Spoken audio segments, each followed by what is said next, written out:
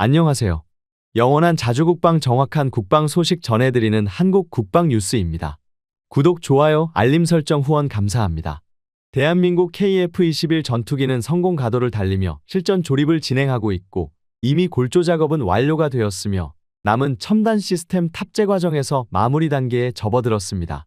한국항공우주산업 고정익 수출사업실장은 도전과 열정 그리고 내재된 성공 DNA를 적극 활용하여 KF-21 전투기 개발과 양산을 성공적으로 이루어냄과 동시에 첨단 항공엔진 의독자 개발에 성공하겠다며 당당하게 포부를 드러냈습니다. 최근 한국항공우주산업 카이의 고위 관계자들이 KF-21 전투기를 향해 도전적으로 성공해내겠다는 발언을 유독 자주 언급하고 있는데요. KF-21 개발 과정에서 중요한 성과 중 하나인 국내 자체 개발에 성공한 항공전자 장비를 빼놓을 수 없습니다.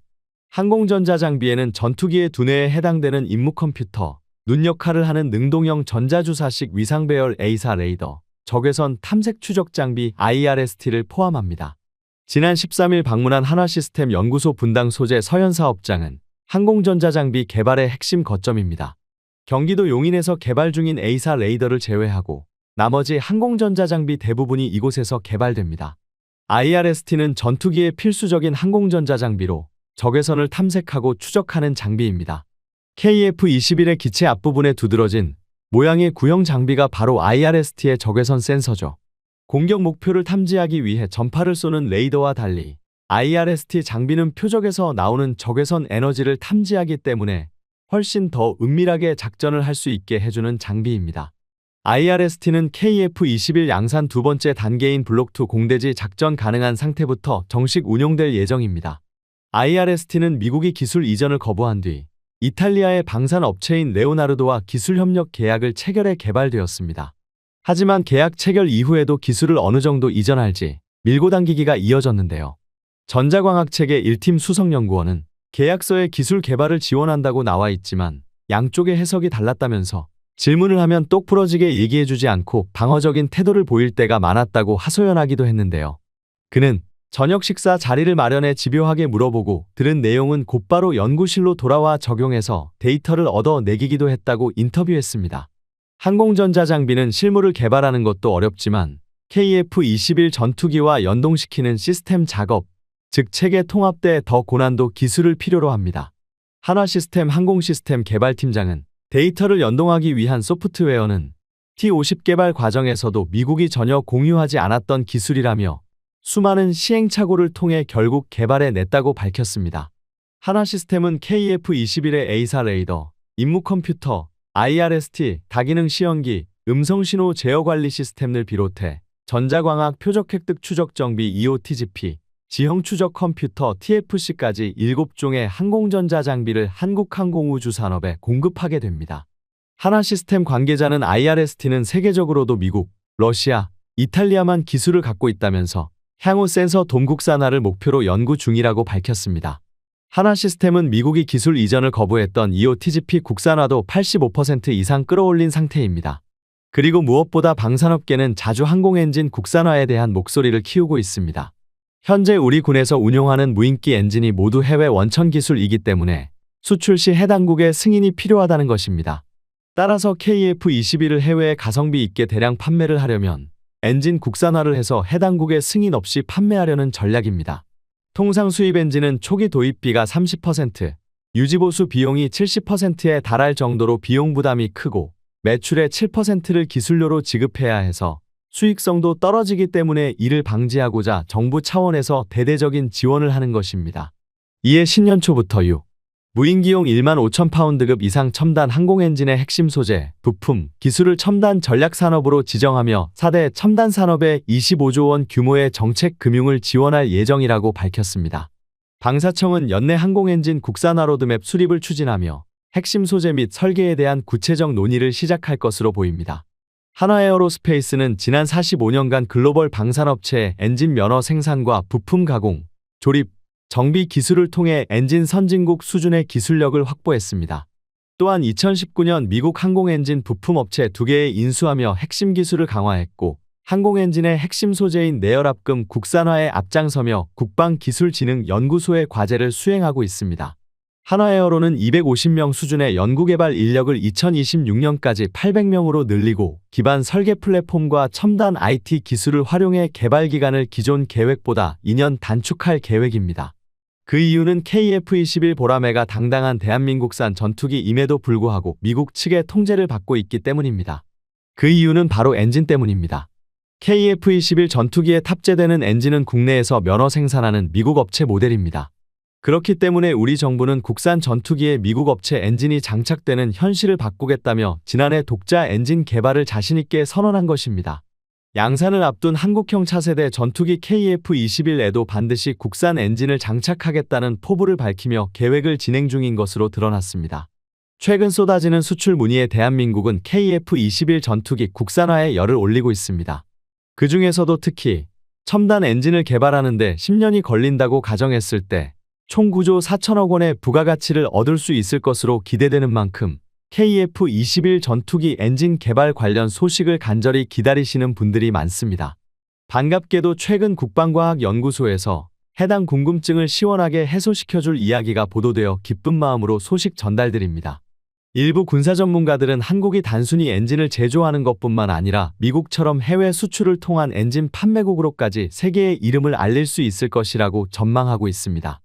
한화에어로가 개발 중인 22,000파운드급 터보팬 엔진은 0.4의 저바이패스 B를 갖춘 국제 기준으로도 최첨단 전투기 엔진이며 그 형태가 신기술을 사용한 램제트 형식으로 슈퍼 크루징 초음속 기동까지 가능할 정도의 수치임이 확정되었습니다.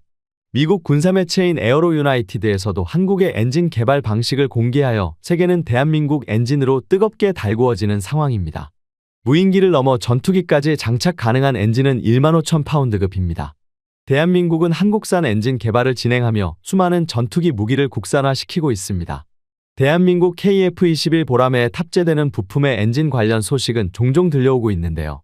한국은 KF-21 보라매에 탑재되는 부품의 국산화 과정을 하루가 다르게 가속화시키고 있으며 핵심 부품들을 전부 한국산으로 교체하는 것을 목표하고 있습니다. 특히 대한민국이 가장 공들이고 있는 부분은 엔진에 대한 것이며 엔진 국산화는 어떤 장비보다도 무기 독립의 큰 부분을 차지합니다. 다만 한화에어로스페이스가 자신 없어하는 분야가 하나 있었습니다. 시험평가입니다. 이러한 기술을 적용한 엔진을 만들기 위해선 모든 단계에 대해 설계 능력과 제작 능력 그리고 그 안전성을 증명할 수 있는 시험평가를 하나하나 거쳐야만 합니다. 그런데 그걸 위한 인프라를 일개 기업이 만들려면 수조에 가까운 예산이 드는데 사실상 불가능한 영역입니다.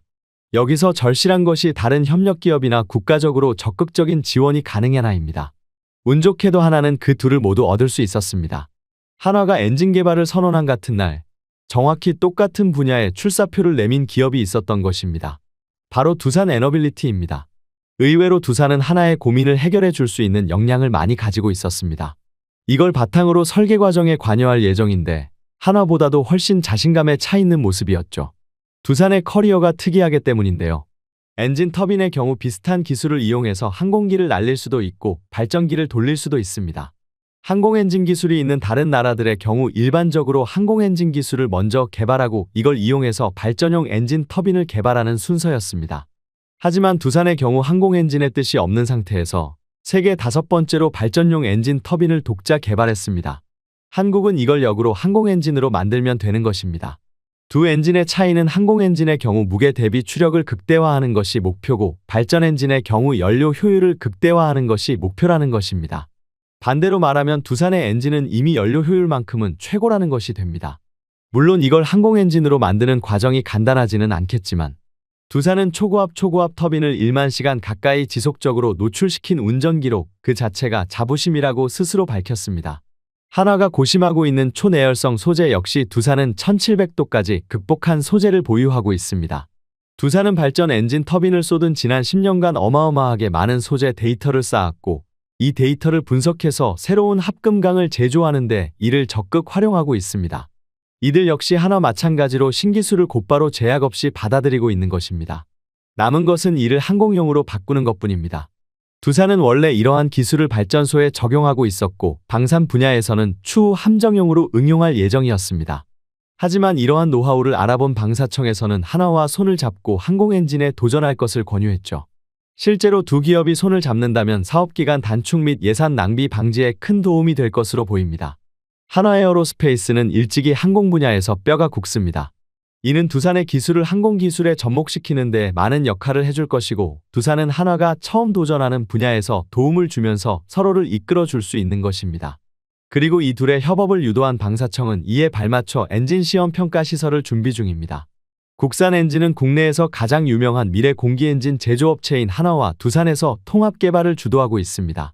한국이 전투기를 만들겠다고 시작한 지 불과 몇 년 만에 KF-21 전투기의 실물을 내놓은 한국은 이제 한국형 엔진 탑재 테스트 비행과 엔진 개발까지 진행할 정도로 성장했으며, 이에 대해서는 대단하다는 말 밖에 나오지 않습니다.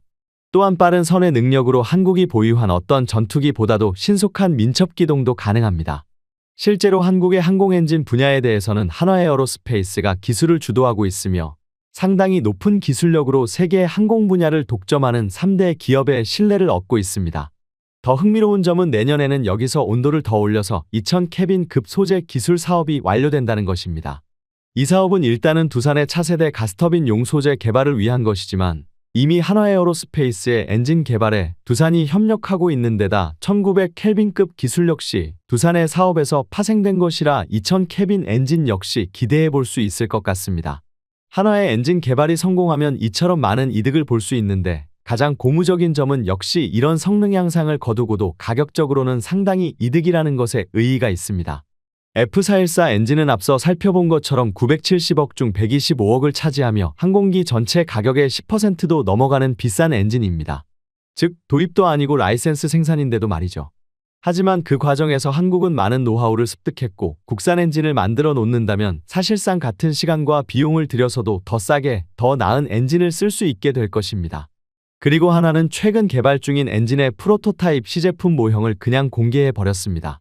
이는 사실상 형상 설계가 마무리된 단계라는 의미나 마찬가지였습니다.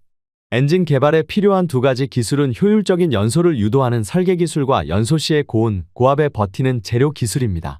엔진 국산화 사업을 진행하면서 한화는 줄곧 자신들이 상당한 수준의 설계 기술을 이미 보유하고 있다고 자신해왔습니다. 재료 기술을 따라잡는 데 시간이 걸리는 것이라고 여러 차례 언급해왔죠. 마치 이를 증명하기라도 하되 아예 엔진 국산화 사업에 공식적으로 착수한 지 얼마 되지도 않아 이론적으로 충분한 효율을 뽑아낼 수 있는 설계를 갖고 나온 것입니다. 한화는 이번에 공개한 시제 모형의 15,000파운드 급이라고 밝혔습니다. 이는 KF-21 보라매가 지금도 탑재되고 있는 F414 엔진과 동급의 성능인데요. 외형적으로 보이는 특징상 이는 결코 허풍이 아닌 것으로 여겨지고 있습니다. 3단 팬, 6단 압축기, 1단 고압 터빈, 1단 저압 터빈의 구성을 확인할 수 있는데, 이 구성은 F414 엔진과 거의 동일합니다. KF-21에 들어가는 F414 엔진은 압축기가 7단으로 하나 더 많습니다.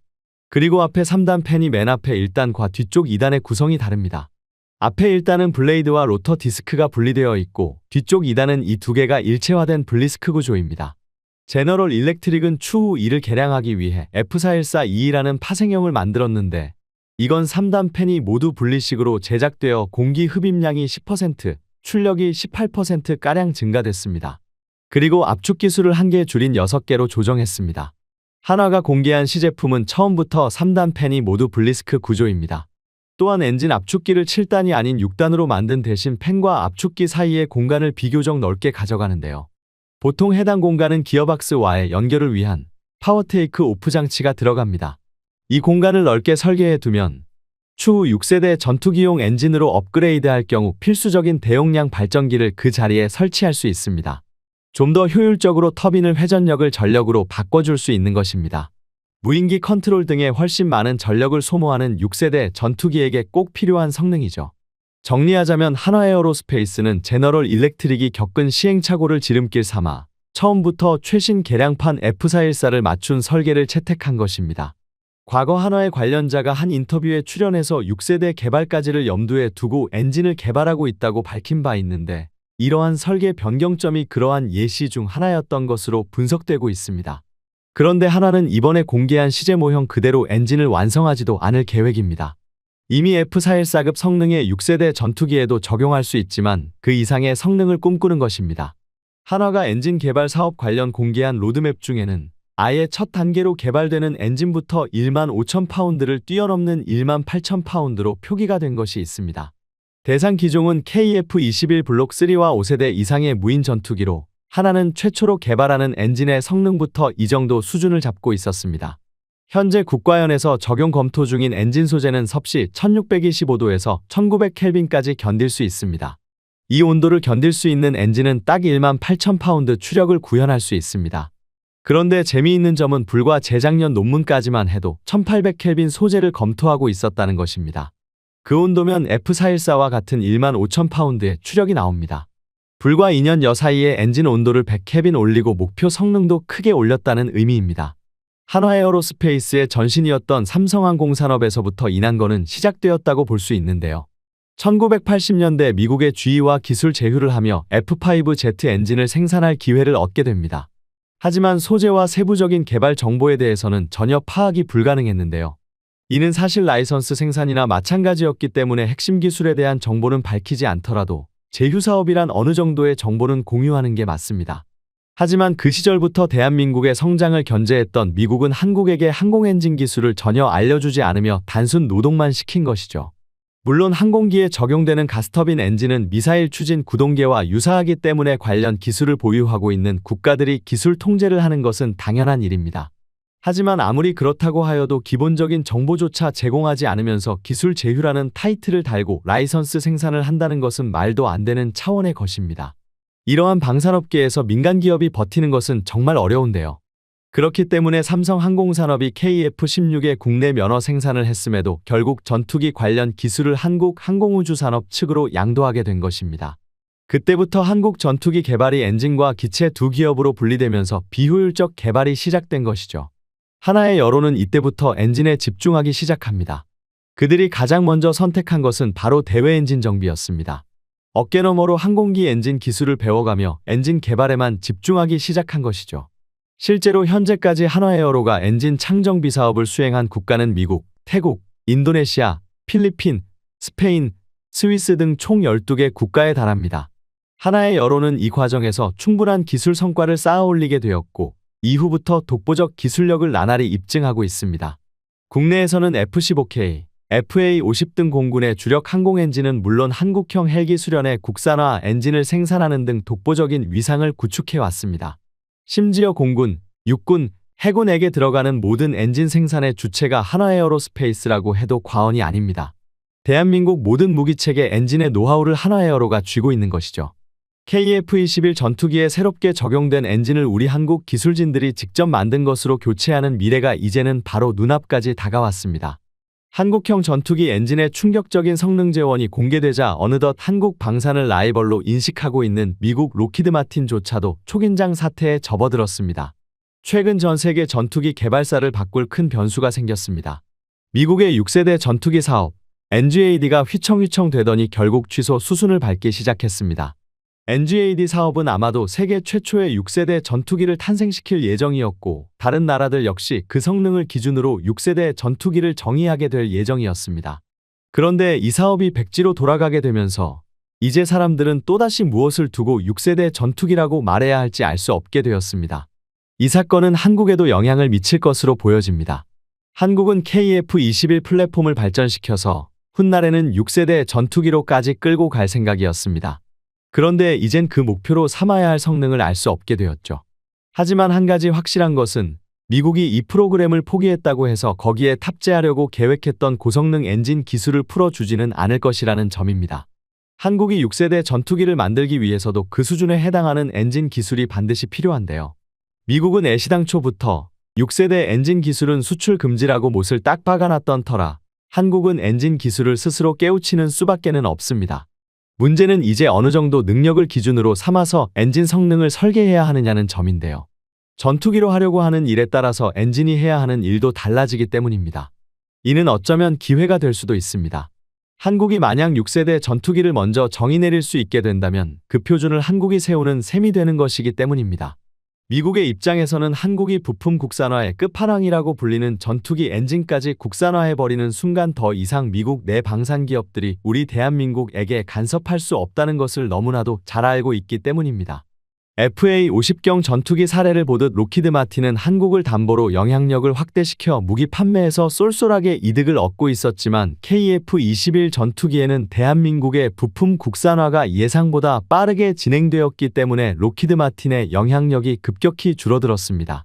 그동안 전투기 부품 하나 제대로 보내주지 않았던 미국에서 독자적인 엔진 개발을 가만히 둘 리가 없었습니다. 오랜 기간 미국산 전투기를 사용해왔던 한국이었기에 자체적으로 전투기를 개발해낸다면 자신들의 수출 실적이 줄어들기 때문입니다. 그간 한국은 미국 무기 시장에서 엄청난 구매 실적을 남긴 충성 고객 중 하나였습니다. 가장 충성도 높은 고객인 대한민국이 이제 미국산을 쓰지 않겠다고 선언하자 미국은 당황할 수밖에 없고 당연히 이를 거부할 수밖에 없었습니다. 하지만 우리 한국은 연막 작전을 통해 미국의 소나귀에서 완전히 벗어날 수 있었습니다. 미국은 한국의 앞날을 주시하며 엔진 독자 개발을 실패할 것으로 확신했고 대한민국이 엔진 기술을 개발하는 동안 자신들의 엔진 장비를 홍보했습니다.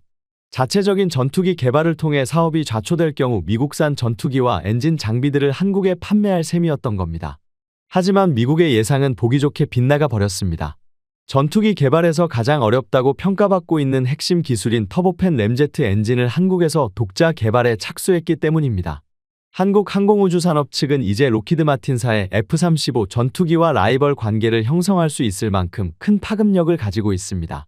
우리가 현재 미국 엔진을 전투기에 장착하면서 해외 수출 관련 조항도 계약서에 서명하였지만 언제 미국의 마음이 바뀌어 수출을 막을지 모르는 일입니다. 한국의 기술력 발전을 위해서도 중요하지만 세계 방산 시장에서 높은 경쟁력을 갖기 위해서 자체적인 부품 생산을 통한 판매 제약은 없어야 합니다. 전투기 성능이 좋아 계약을 따더라도 부품 업체에서 공급을 제한한다면 결국 판매가 어려워지기 때문입니다. 특히 해당 분야에서는 램제트 엔진에 특화되어 있는 엔진의 애프터 버너 기능 개발에 영국이 큰 도움을 주었다고 알려져 있습니다. 이 덕분에 KF-21 전투기가 국산 제트 엔진을 장착했을 때 초음속 이륙과 슈퍼크루징 비행을 완벽하게 해낼 수 있게 된 것입니다. 국산 제트 엔진 테스트 이전 한화에어로가 아닌 한국항공우주산업카이 역시 기존 KF-21 보람의 전투기에 탑재하던 미국산 F-414 터보팬 엔진의 성능을 뛰어넘을 수 있는 5세대 초음속 전투기 램제트 엔진 실증 비행을 시험하겠다고 공식 발표하여 주목을 받고 있습니다. 이처럼 최근 KF-21 전투기가 본격적으로 국산 엔진 가동과 시연을 함께 진행하고 있습니다. 최근 무인 전투기 플랫폼을 통한 국산 엔진 시험을 완전하게 확정지으며 전투기 엔진에 대한 시험도 조금씩 성과를 내고 있는 것이 중점입니다. 이러한 결과를 바탕으로 대한민국은 KF-21 전투기만의 독자적인 제트 엔진을 개발하는 게 핵심 목표라고 언급했습니다. 대한민국의 KF-21 전투기가 본격적으로 국산화된 엔진을 가질 가능성을 보이자 가장 경계하는 국가는 중국과 북한이었습니다. 중국은 자국이 개발한 전투기인 FC-31을 전면에 내세워 광고하고 있지만 세계에서 실제로 주목받고 있는 차세대 전투기는 중국보다 뛰어난 성능과 세련된 외관의 한국산 제트 엔진까지 완성 단계에 있는 KF-21 전투기입니다. 현재 대한민국의 보람의 전투기의 엔진 개발 성과가 하나씩 공개될 때마다 중국 언론의 반응은 대체적으로 믿을 수 없다는 분위기입니다. 중국은 KF-21 전투기 프로젝트를 처음 시작할 때처럼 한국의 자국산 엔진 개발 사업을 비하하고 있습니다. 시험 비행 중 분명 결함이 발생할 것이라며 거짓 보도를 일삼고 한국의 기술력을 의심하는 태도를 보이고 있죠. 한국은 늘상 있는 중국의 조롱을 신경도 쓰지 않고 엔진의 테스트 비행을 성공적으로 완수하겠다고 포부를 드러냈습니다. 꿈은 크게 갖고 목표는 작게 잡으라는 말이 있습니다. 꿈은 크게 꾸더라도 큰 꿈을 이루기 위해 달성해야 하는 목표들에 우리 바다를 자기네 안방인 줄 아는 파렴치한 국가가 있습니다. 바로 그 나라가 맞습니다. 중국이죠. 세계 곳곳에 시비를 걸고 있는 중국이 현재 탐내고 있는 바다는 동남아의 남중국해뿐만이 아닙니다. 풍부한 수산자원을 가지고 중국이 태평양으로 향하는 길목이라 할 수 있는 한반도 서해에서도 중국은 군사활동을 벌이며 대한민국의 영해권을 위협하고 있습니다. 그런데 최근 중국이 서해에 대한 새로운 침략 방법을 시도하고 있다고 합니다. 바로 하늘인데요. 얼마 전 언론의 보도에 따르면 지난 2023년 기준 중국 공군의 군용기가 대한민국의 방공식 별구역 카디즈를 무단 침범한 횟수는 무려 133회나 달했다고 합니다. 이는 지난 5년 사이 가장 많은 횟수로 카디즈를 밥 먹듯이 침입하던 러시아와 비교해도 10배에 달하는 횟수입니다. 그런데 이런 중국 공군의 오만한 자신감에 찬물을 끼얹은 이가 등장했습니다. 바로 미 해군 작전 전문가 출신의 저명한 군사 전문가 에릭 위클런드인데요. 8년간 미 해군 작전 전문가로 복무했던 그는 군 시절 군함의 전투정보실에서 레이더 데이터와 통신정보 등을 분석해 전자전을 수행하는 임무를 맡아왔었습니다. 전역한 이후에도 군사 분야에서 활동하는 등 45년 이상 군사학을 연구해온 군사 전문가입니다. 그런 그가 지난 8월 초 미국의 지식 공유 플랫폼 쿼라에 다음과 같은 글을 올려 큰 화제가 되었었는데요. 중국의 제니10은 성능이 떨어져 4세대 전투기들로 충분히 격추할 수 있다는 내용입니다. 이론상 4세대 전투기는 5세대 전투기의 상대가 되지 못한다고 알려져 있습니다. 4.5세대로 분류되는 최신형 4세대 전투기들은 레이더, 전자전 장비 등에서 놀라운 업그레이드가 이루어져 단순 전투 능력만 놓고 보자면 5세대 전투기에 전혀 밀리지 않는 수준을 갖추고 있습니다. 그러면서 젠20을 잡을 수 있는 전투기로 다름 아닌 대한민국의 KF-21 보라매를 언급했습니다. 에릭 위클란드는 KF-21을 두고 매우 유능한 전투기라고 평가했습니다. 그러면서 KF-21의 레이더와 전자전 장비 등은 러시아와 중국의 전투기보다 뛰어나다며 통상적인 거리보다 좀 더 접근하면 젠20을 포착해 조준하고 사격할 수 있다고 말했습니다. 또한 위클란드는 젠20을 5세대 전투기라고 하지만 엔진 배출구가 있는 후방 부분이 스텔스 성능이 뒤떨어져 포착이 쉽다고 주장하고 있습니다. 중국이 수십 년째 제대로 된 전투기 엔진을 만들지 못하고 고전하고 있는 것도 결국 기초적인 소재, 공학 기술력이 부족하기 때문이죠. 국산 전투기 엔진 개발을 주도하고 있는 국방과학연구소에서도 개발의 어려움을 익히 알고 있었기에 우선 무인기에 적용할 1350켈빈급 1076도 가량의 엔진부터 개발을 시작했었습니다. 낮은 단계에서부터 순차적으로 엔진의 출력을 높여 나가며 개발을 진행할 계획이었죠. 그런데 얼마 전 국내 가스터빈 엔진 기술의 권위자인 연세대학교 조교수가 최근 매체와 진행한 인터뷰에서 놀라운 사실이 공개되었습니다. 바로 대한민국이 이미 1600켈빈급 엔진 시운전에 성공했으며 이를 넘어 1800켈빈급 엔진을 개발하고 있다는 것이었죠. 1600켈빈 엔진이면 이미 FA50의 F404 엔진을 국산화하기에 충분한 기술력을 갖추었다는 걸 의미하는데요. 1800켈빈급 엔진이라면 현재 라이선스 생산 중인 F414 엔진을 넘어선 최신 개량형인 F414-22 엔진 수준입니다. F414-22 엔진은 미국의 주력 함재기 FA18 슈퍼호넷 엔진인 F414보다 출력을 18%나 향상시킨 모델입니다. 미국의 슈퍼호넷을 뛰어넘는 강력한 엔진을 KF-21에 탑재할 수 있다는 것을 의미합니다. 조형희 교수는 이처럼 놀라운 진척을 이뤄낼 수 있었던 데에는 최근 내열 부품 개발에 큰 진척이 있었기 때문이라고 설명했는데요. 소재만으로는 강철조차 녹여버릴 수 있는 제트 엔진의 열기를 감당하는데 한계가 있기 때문에 열을 식히는 냉각 기술이 또 다른 핵심 기술이라고 할 수 있습니다. 엔진 부품이 고열에 녹아내는 것을 막기 위해 부품 사이사이에 냉각 공기를 흘려보내는 것인데요. 이 외에도 부품 표면에 냉각 공기를 분사하는 냉각 기술도 개발되어 있습니다. 이러한 냉각 기술에 있어서는 우리나라 역시 높은 수준의 기술력을 갖추고 있지만 부품을 제작하는 데 있어 세라믹 코어 기술에 있어 한계를 가지고 있기 때문에 더욱 냉각 효율이 높은 부품을 제조하는 데 한계에 부딪혀 있었습니다. 그런데 최근 3D 금속 프린팅 공법을 통해 돌파구를 발견할 수 있었다고 하는데요. 제트 엔진에서 가장 강력한 열을 견뎌야 하는 터빈의 블레이드 부품은 내부에 복잡한 공기 통로를 만들어 냉각하는 구조를 가지고 있는데요. 문제는 블레이드를 주조 틀에 녹인 금속을 부어 만드는 방식으로 제작하고 있었기에 만들 수 있는 구조에 한계가 있었다는 점입니다. 그런데 여기에 최근 그 정밀성과 가공할 수 있는 재료의 폭이 넓어진 3D 프린팅으로 블레이드를 제작하는 방안을 연구하고 있습니다. 3D 프린팅 기술을 사용한다면 기존의 설계보다 훨씬 세밀하면서도 냉각 효율이 뛰어난 구조의 블레이드를 제작하는 게 가능한데요. 아직은 연구 단계이지만 시험 제작에서 충분한 가능성을 확인했으며 멀지 않아 3D 프린팅으로 제작된 국산 엔진을 볼 수 있게 될 것 같습니다. 이에 반해 중국은 강대국으로 알려져 있지만 사회주의 국가인 만큼 기술 발전이 얼마나 향상된 것인지 불투명하기 때문에 성능에 대한 의구심이 제기됩니다. 중국에서는 자국산 엔진을 개발했지만 성능적 부분에서는 큰 문제가 되고 있습니다. 중국의 죄의식 전투기를 위해 설계한 WS-15 엔진은 말썽을 일으키며 계획한 만큼의 성능을 내지 못하고 있습니다. 특히 엔진 내구성은 처참한 수준입니다. 이 문제에 대해 중국 내부 관계자는 문제 해결을 위한 근본적인 해결책은 없다고 고백한 바 있습니다.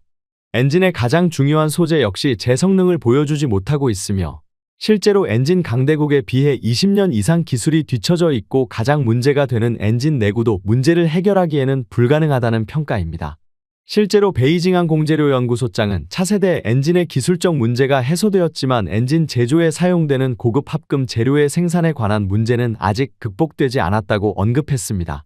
대한민국의 한국형 엔진 개발은 40조 원에 가까운 생산 유발 효과로 한국 경제 전반에도 긍정적인 효과를 불러올 것으로 보입니다. 그리고 다른 좋은 소식도 있는데요.